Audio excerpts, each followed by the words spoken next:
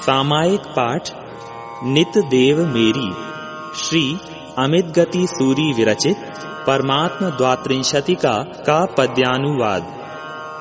कवि श्री रामचरित उपाध्याय।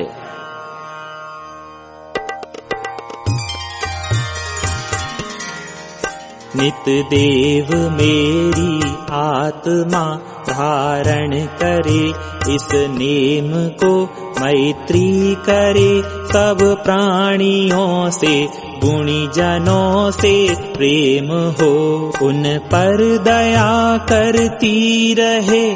जो दुख ग्राह ग्रहित है, समभाव उन सब से रहे। जो वृत्ति में विपरीत हैं,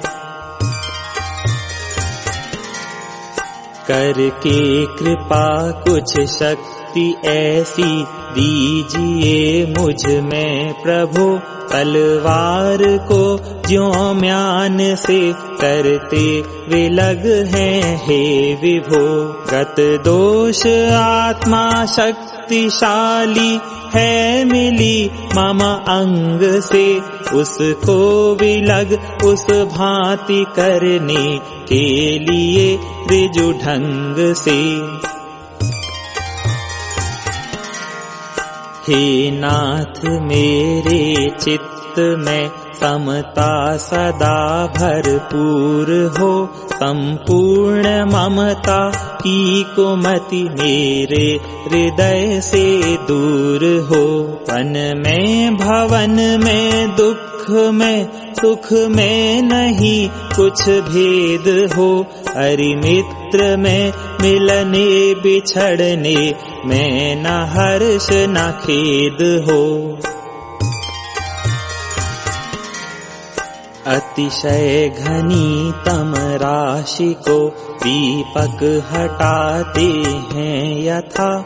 दोनों कमल पद आपके अज्ञान तम हरते तथा। प्रतिबिंब सम स्थिर रूप वे मेरे हृदय में लीन हो।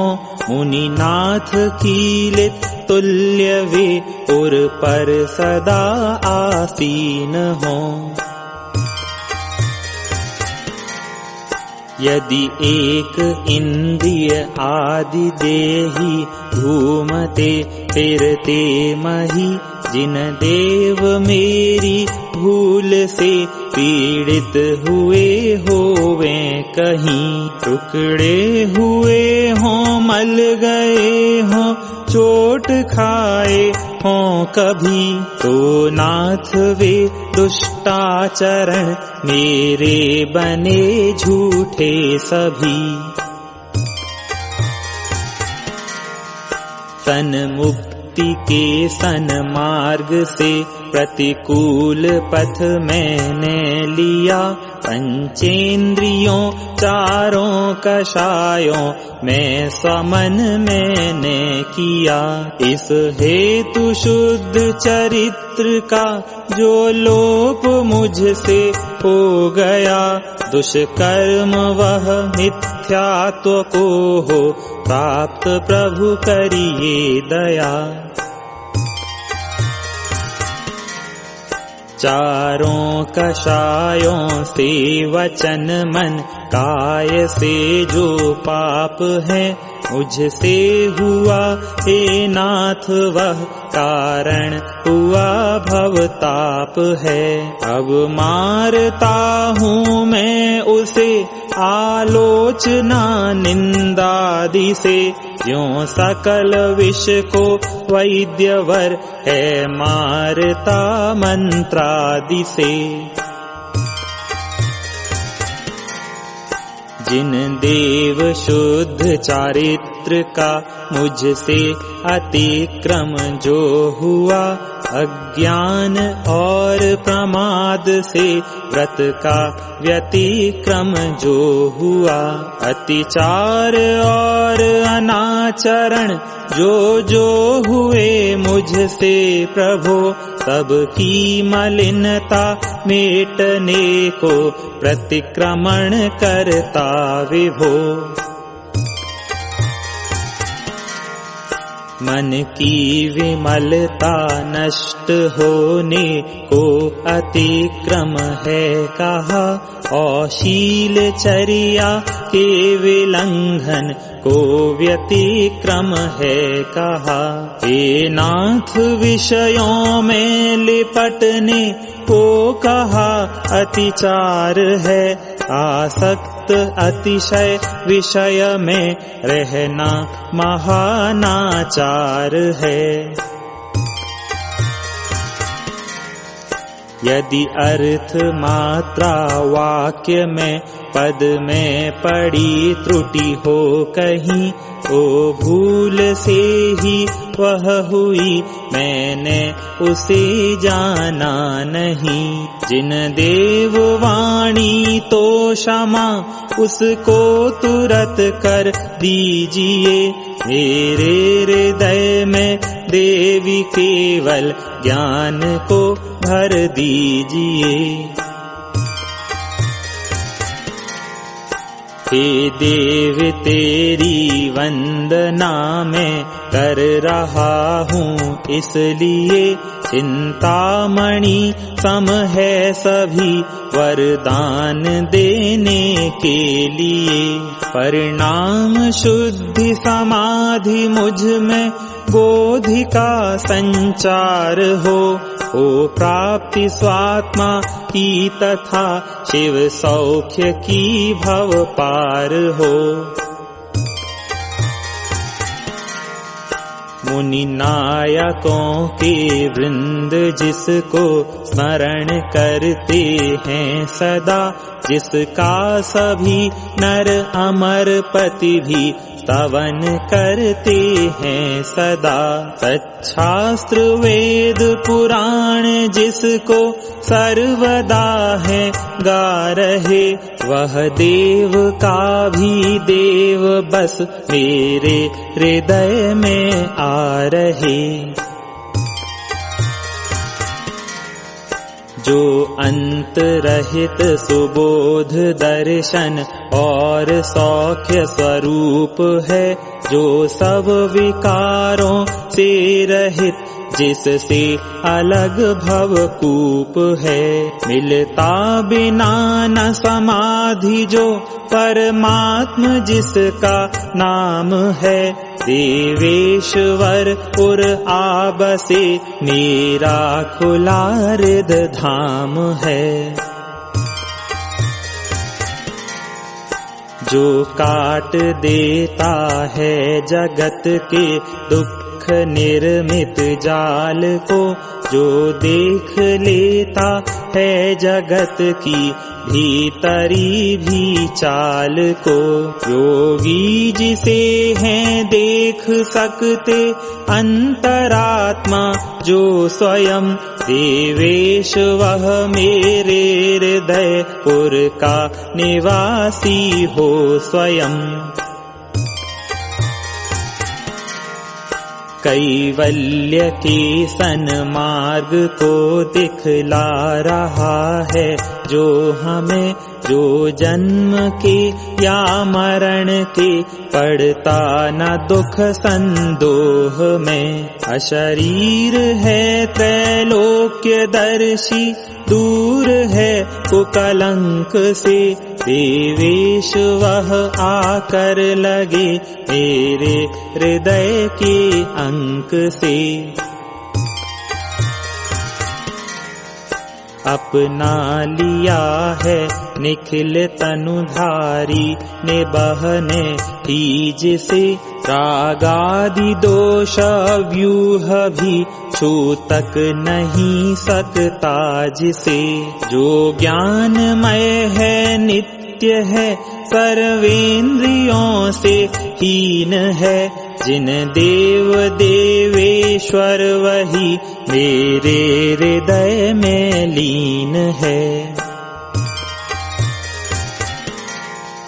संसार की सब वस्तुओं में ज्ञान जिसका व्याप्त है, जो कर्म बंधन हीन बुद्ध विशुद्ध सिद्धि प्राप्त है। जो ध्यान करने से मिटा देता सकल कुविकार को, देवेश वह शोभित करे मेरे हृदय आगार को।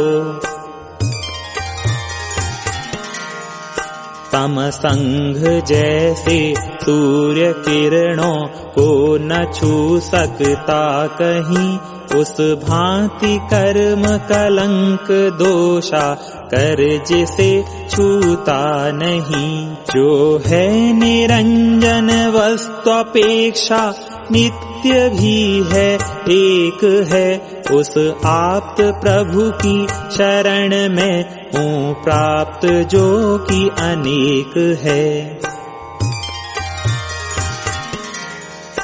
यह दिवस नायक लोक का, जिसमें कभी रहता नहीं, त्रैलोक्य भाषक ज्ञान रवि पर है वहाँ रहता सही।